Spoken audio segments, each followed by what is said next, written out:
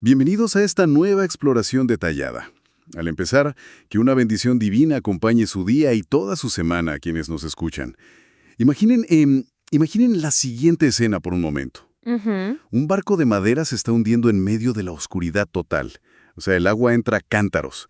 Y hay una tripulación conformada por pescadores súper experimentados gritando de pánico absoluto. Claro, sintiendo que la muerte es inminente. Exacto. Y en la parte trasera del barco, resulta que el líder de este grupo está, profundamente dormido sobre una almohada. Es una imagen que roza lo absurdo, francamente. Y creo que lo más impactante de este evento es que esa misma persona, apenas unas horitas antes, estaba sentada súper tranquilamente en la playa frente a una multitud pacífica. Contando historias, ¿no? Sí, contando historias sobre granjeros, semillas, arbustos. Digo, el contraste de ese día en particular es brutal. Y precisamente de eso se trata nuestra inmersión profunda de hoy. Vamos a sumergirnos en el capítulo 4 del Evangelio de Marcos, analizando, detalles históricos y contextos culturales para desempacar esta dualidad tan extrema. Me encanta, porque el objetivo es entender cómo se comunicaban misterios gigantescos mediante metáforas agrícolas que, parecen inofensivas. Sí, para luego presenciar una demostración de autoridad absoluta sobre el caos de la naturaleza. Y todo en el mismo día. Tal cual. Y para entender la magnitud de esto, tenemos que empezar visualizando la genialidad del entorno en esa primera escena. Ah, claro, lo del barco como plataforma, ¿verdad? Exactamente. La multitud era tan pero tan inmensa en la orilla del mar de Galilea que, literal, el espacio físico se agotó. Así que la solución táctica fue usar un bote a pocos metros de la orilla como una especie de plataforma flotante. Que acústicamente es brillante, porque la superficie del agua funciona como un amplificador natural. Sí, lleva la voz con muchísima claridad a miles de personas esparcidas por la playa. Fíjate que desde ese púlpito improvisado en el agua, el mensaje arranca con algo brutalmente cotidiano, para los que estaban escuchando. O sea, un sembrador esparciendo semillas. Un escenario que absolutamente toda esa audiencia conocía de memoria. Pero ojo, es vital recordar las duras realidades de la agricultura del primer siglo allá en Palestina. Porque no había tractores ni nada de eso. Nada que ver. Ni tractores ni fertilizantes químicos. O sea, los suelos solían tener apenas una capa delgada de tierra fértil descansando sobre un lecho superduro de roca caliza. Y supongo que la lluvia era impredecible, para variar. Totalmente. Entonces, la historia describe a este campesino cuyas semillas caen en 4 escenarios distintos. Primero, el camino endurecido, donde las aves se las devoran inmediatamente. Ujú. Luego, los pedregales, donde brotan rápido, pero se queman bajo el sol por la falta de profundidad en las raíces. Después, los espinos, que ahogan la planta al robarle los nutrientes. Y finalmente, la buena tierra. Digo, hasta ahí parece como un manual básico de todas las frustraciones agrícolas posibles de la época. Exacto. Se entiende, digamos, que las aves representan una oposición directa y que los pedregales ilustran este entusiasmo superficial que muere cuando hay problemas. Y los espinos son como el engaño de las riquezas y las ansiedades modernas que sofocan la vida espiritual. Claro. Pero fíjate, hay un detalle en las fuentes sobre los números en esa buena tierra que rompe por completo la lógica matemática de la época. Así, eso a mí me voló la cabeza.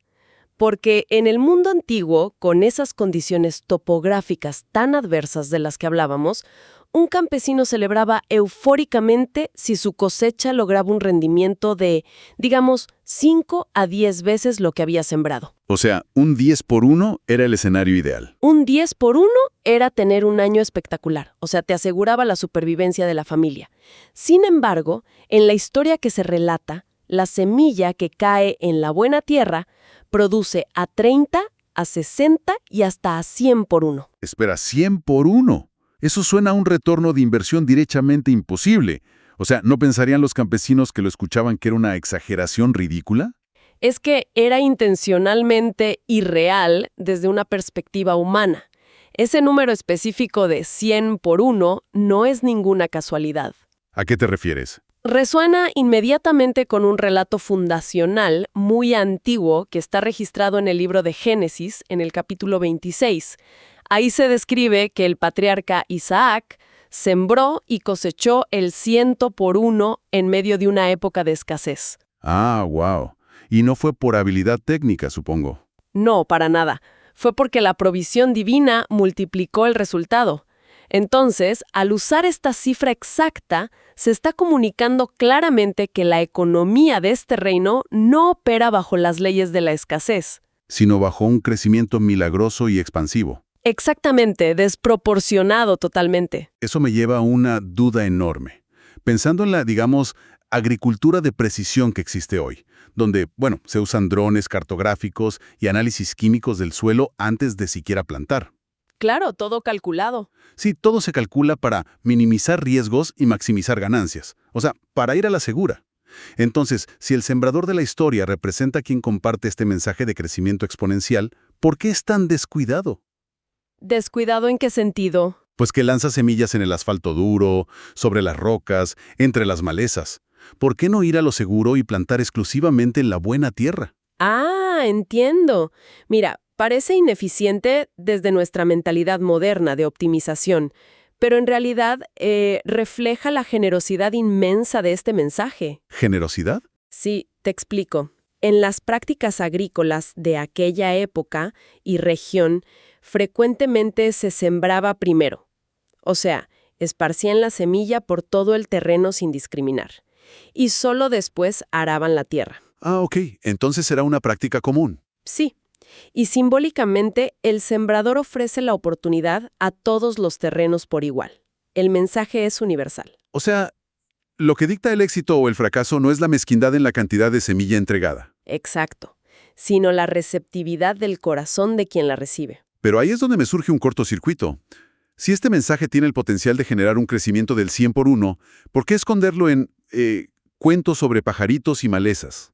Es una gran pregunta. Digo, los mismos seguidores cercanos se le acercan en privado más tarde y le preguntan esencialmente eso. ¿Por qué hablas de manera tan críptica? Y fíjate que esa pregunta marca una línea divisoria muy profunda en la narrativa. La respuesta establece una diferencia clarísima entre los de adentro y los de afuera. Ujú. A los que se acercan se les da a conocer el misterio y al resto se les habla en parábolas. Aunque cabe aclarar algo importante aquí. Dime. En este contexto histórico, la palabra misterio no se refiere a un rito esotérico o, no sé, un acertijo de inteligencia que resuelves deduciendo pistas. Sino que es algo que tiene que ser revelado, ¿no? Exacto. Se refiere a una verdad divina que permanece incomprensible a menos que sea revelada directamente. Sin embargo, la justificación que da el texto es, bueno, durísima. O sea, cita al profeta Isaías señalando que se usan parábolas para que viendo vean y no perciban, y oyendo oigan y no entiendan. Suena fuerte, lo sé. A simple vista, suena como si la intención fuera confundir a propósito para dejar a la gente fuera de la ecuación. Entiendo perfectamente por qué choca tanto hoy en día. Pero la clave está en comprender el mecanismo psicológico y espiritual detrás de cómo funciona una parábola. A ver, explícame eso. Las parábolas actúan como un filtro de actitudes. Piensa en esto. Si alguien en la multitud tiene un corazón endurecido, orgulloso o simplemente está ahí buscando un espectáculo milagroso, Como entretenimiento, digamos. tal cual, escucha una simple historia de agricultura, asume que es un cuento irrelevante, que está por debajo de su nivel intelectual, y se da la media vuelta y se va. O sea, la parábola misma enjuicia esa arrogancia. Exacto, confirmando la ceguera de la persona. Es decir, la estructura de la historia rebota contra el propio orgullo de quien la escucha. Así es. Pero, por otro lado, si existe una humildad genuina, la persona se queda intrigada. Se da cuenta de que hay algo más profundo latiendo detrás de la historia. Y entonces se acerca y hace preguntas. Como lo hicieron los discípulos al pedir la explicación en privado. La parábola exige detenerse y reflexionar. O sea, no es que se disfrute ocultando cosas por egoísmo. El ocultamiento es la consecuencia natural del rechazo y la autosuficiencia previa de quien escucha. Es asombrosamente parecido al concepto moderno de encriptación de datos, ¿sabes? A ver, ¿cómo es eso? Imagina que un archivo vital viaja por una red pública a la vista de cualquier persona. Cualquiera puede descargarlo en su computadora, pero a menos que se tenga la clave criptográfica correcta, abrirlo solo mostrará ruido y símbolos sin sentido. ¡Wow! Sí, es una analogía perfecta. El mensaje del reino es completamente público, se grita desde un bote, pero requiere una disposición específica, un corazón enseñable que actúa como la clave de desencriptación. Esa es la mecánica precisa. Y fíjate, para confirmar que el objetivo a largo plazo no es mantener un club secreto, la narrativa inmediatamente lanza la ilustración de la lámpara. Ah, cierto, lo del cesto. Sí, se cuestiona si tiene sentido traer una lámpara encendida para esconderla debajo de un cesto.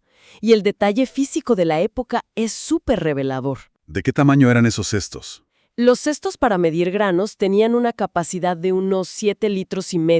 O sea, eran objetos grandes y completamente opacos. Claro, poner una luz debajo de algo así desafía todo el propósito de haberla encendido en primer lugar.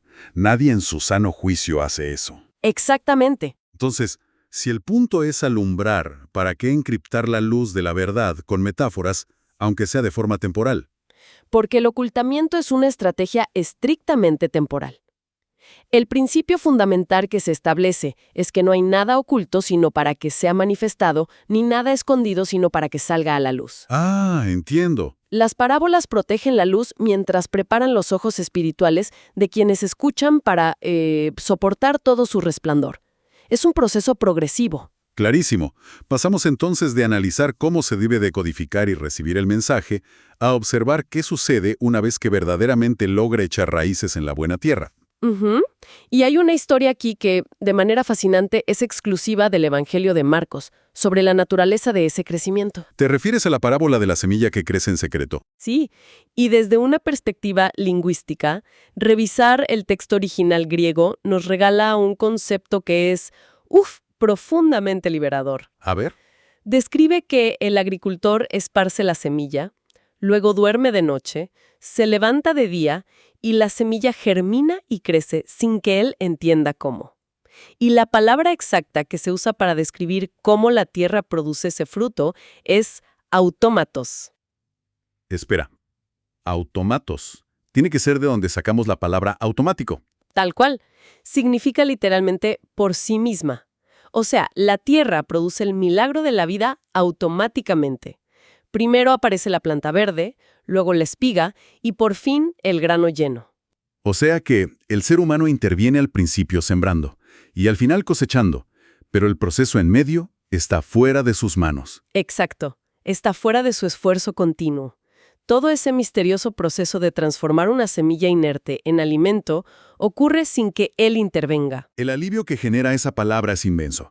Vivimos en una era de hiperproductividad, donde la presión es constante. Totalmente. Hay un agotamiento generalizado. Existe esta sensación de que, si no estamos microgestionando cada variable de nuestra vida, el proyecto, la empresa o el crecimiento personal, se van a derrumbar. Es una carga pesadísima. Pero, a ver, ¿implica este principio de automatos que la persona simplemente se cruza de brazos y espera pasivamente que los frutos se den por arte de magia? No anula la responsabilidad del esfuerzo inicial ni la disposición de cosechar al final, pero sí elimina de raíz la ansiedad de querer fabricar los resultados. Claro, el estrés de forzar las cosas. Exacto. El desarrollo del reino opera con un poder inherente que es completamente independiente del estrés humano. O sea, el agricultor puede dormir tranquilo en la noche porque sabe que hay un proceso divino imparable en marcha. No requiere que él esté tirando de la planta para que crezca más rápido, digamos. Imagina lo absurdo de eso. Es una invitación contundente a soltar la ilusión de control absoluto. Y esa fuerza expansiva y silenciosa encuentra su clímax visual en la ilustración del grano de mostaza. Que es una semilla proverbial en la antigüedad por ser la más diminuta que los campesinos locales manipulaban. Literal. Era casi polvo. Súper pequeña. Sí, pero fíjate, se señala que, una vez sembrada, produce ramas tan grandes que las aves pueden anidar bajo su sombra. Aunque botánicamente no es un árbol gigantesco, ¿o sí? No, una planta de mostaza no se convierte en un árbol maderable gigantesco. Pero en esa región, un arbusto de mostaza bien arraigado puede alcanzar alturas de casi 4 metros. O sea, el contraste de proporciones es monumental. De algo que apenas se ve en la punta de un dedo a una estructura de 4 metros. Ahora, el detalle de las aves haciendo nidos. Imagino que no está ahí solo para darle un toque pintoresco al paisaje. En absoluto. En el lenguaje profético del Antiguo Testamento, específicamente en textos como Ezequiel 17 o el capítulo 4 de Daniel, la imagen de un árbol imponente ofreciendo refugio a las aves es un símbolo político y espiritual muy cargado. ¿Qué representan las aves entonces?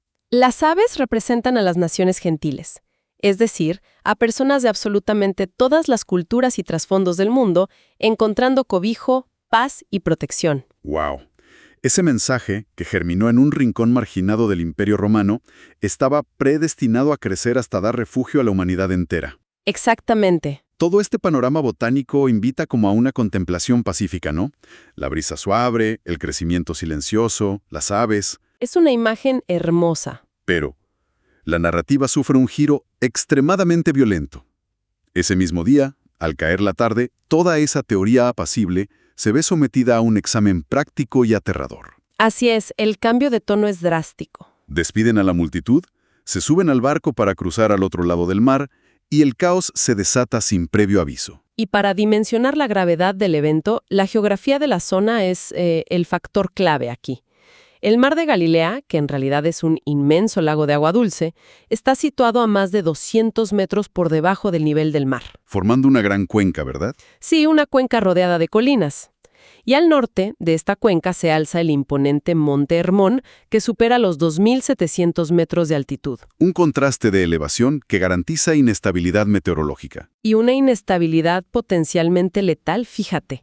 El aire frío desciende súper rápido desde las cumbres nevadas del Hermón y colisiona violentamente con el aire cálido y húmedo atrapado en el lago. Lo cual genera tormentas de la nada. Tormentas repentinas y feroces.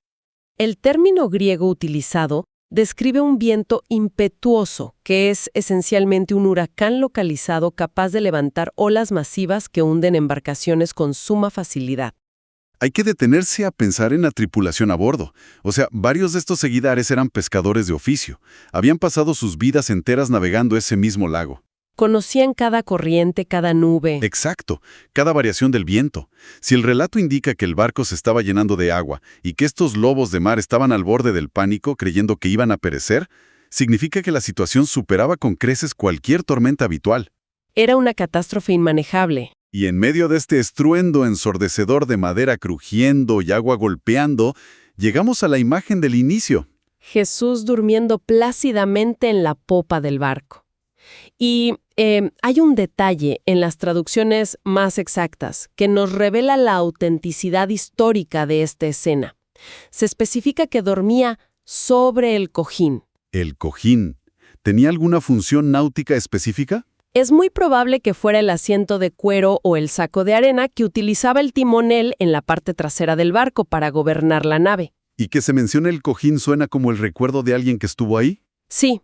Esta precisión visual tan particular sugiere fuertemente que el relato fue transmitido desde la memoria directa de un testigo presencial, que históricamente ha sido identificado como el apóstol Pedro. Increíble. Y el hecho de poder conciliar el sueño allí, bajo semejante tempestad, no solo subraya un agotamiento físico real tras una jornada extenuante de enseñanza, sino una postura de descanso inquebrantable en la providencia. Claro. Mientras los expertos del mar entran en desesperación al ver que el control se les escapa, él descansa pacíficamente. Fíjate que es como estar en un vuelo experimentando la peor turbulencia de tu vida. Estás agarrado del asiento, sudando frío, y de repente miras hacia la cabina y ves al piloto durmiendo plácidamente. ¡Qué angustia! Totalmente. Y por eso la desesperación de la tripulación estalla en un grito cargado de reproche cuando lo despiertan. «Maestro, ¿no te importa que perezcamos?» Es fascinante esa frase. Sí, porque en ese instante no le están pidiendo que haga un milagro para salvarlos. Parecen indignados de que él no comparta su nivel de pánico. Es la crisis de confianza definitiva frente al sufrimiento humano, ¿verdad? Exacto. Esa sensación aplastante de que, cuando nuestro mundo se hunde y el agua nos llega al cuello, el cielo guarda un silencio indiferente. O bueno, parece estar dormido. Es la expresión de vulnerabilidad y miedo más natural y cruda. Pero la respuesta a ese grito altera la realidad misma. Al despertar, se dirige a los elementos naturales, reprende al viento y le ordena al mar: cállate, enmudece. Palabras fuertes. Muy fuertes. Y el análisis lingüístico revela una conexión asombrosa aquí. El vocabulario griego emperado es idéntico al que se utiliza en el primer capítulo del Evangelio de Marcos para realizar un exorcismo. Espera, ¿está tratando a un fenómeno meteorológico como si fuera una entidad demoníaca? Esencialmente sí. La palabra traducida como enmudece acarrea el significado literal de ponte un bozal. Wow, un bozal. Sí, está amordazando a la furia desatada de la naturaleza como si estuviera sometiendo y encadenando a una bestia salvaje. Qué imagen tan potente. Y el impacto no se hace esperar. Se produce una calma grande. Ojo, no ocurre un cese gradual de las olas y el viento, como dictaría la física normal. El entorno se somete instantánea y absolutamente a la voz que dio la orden. Y me imagino que el impacto psicológico en los discípulos es igual de repentino. Totalmente. El pánico inicial no desaparece, simplemente muta. Muta. ¿Hacia aquí? Pasan del terror visceral de morir ahogados por la tormenta a experimentar un sobrecogimiento paralizante ante la presencia que acaba de actuar. Se miran unos a otros, atónitos, y lanzan la gran pregunta: ¿quién es este que hasta el viento y el mar le obedecen? Esa es la interrogante central que une todos los puntos de la historia. Y para una mente inmersa en las escrituras del Antiguo Testamento, la respuesta estaba clarísima. Pasajes como los Salmos 89 o 107 establecen de forma categórica que el dominio absoluto sobre las aguas rebeldes y las tormentas caóticas es una prerrogativa exclusiva y única del Dios Todopoderoso. Claro, solo el Creador puede hacer eso. Exacto. Al silenciar el huracán con solo emitir una orden, la respuesta a quién es este queda respondida con una fuerza abrumadora. La persona en el barco no es un simple orador de moralejas agrícolas, es el Creador ejerciendo su soberanía innegable sobre la creación material. Hemos atravesado un territorio inmenso en esta sesión. O sea, iniciamos descubriendo el mecanismo silencioso e invisible de una semilla creciendo en la tierra. Que nos exige humildad. Exacto. Exige de nosotros humildad y receptividad genuina para desencriptar sus secretos y producir un fruto asombroso y automático, gracias al principio del autómatos. Y finalizamos frente a una manifestación de poder puro, donde la furia de un huracán es amordazada con dos simples palabras. Y fíjate, si cruzamos estas dos realidades que hemos expuesto, la semilla que crece bajo el principio del autómatos sin el esfuerzo ansioso del ser humano, y la tormenta incontrolable que solo cede ante la autoridad del Creador, surge un desafío súper profundo a la forma en que solemos enfrentar las crisis. ¿En qué sentido? Bueno, normalmente asumimos que las tormentas son accidentes trágicos que interrumpen nuestra estabilidad o desvían nuestros planes de crecimiento, ¿no? Sí, como algo que estorba. Pero, a la luz de este contraste, ¿y si la tormenta en el lago no fue una interrupción del mensaje de la fe, sino el laboratorio exacto y necesario donde esa semilla fue obligada a echar raíces profundas? ¡Wow! ¡Qué perspectiva! Quizás las crisis más aterradoras en las que sentimos que perdemos por completo el control no representan un fracaso, sino el escenario preciso diseñado para demostrar si verdaderamente somos capaces de soltar nuestro deseo de control, de ser esa buena tierra, y confiar plenamente en quien viaja dormido en nuestro barco. Es una perspectiva revolucionaria para replantear absolutamente las turbulencias inmanejables a las que todos nos enfrentamos día a día. Nos quedamos con esa gran reflexión. Que Dios bendiga a todos los oyentes. Hasta la próxima.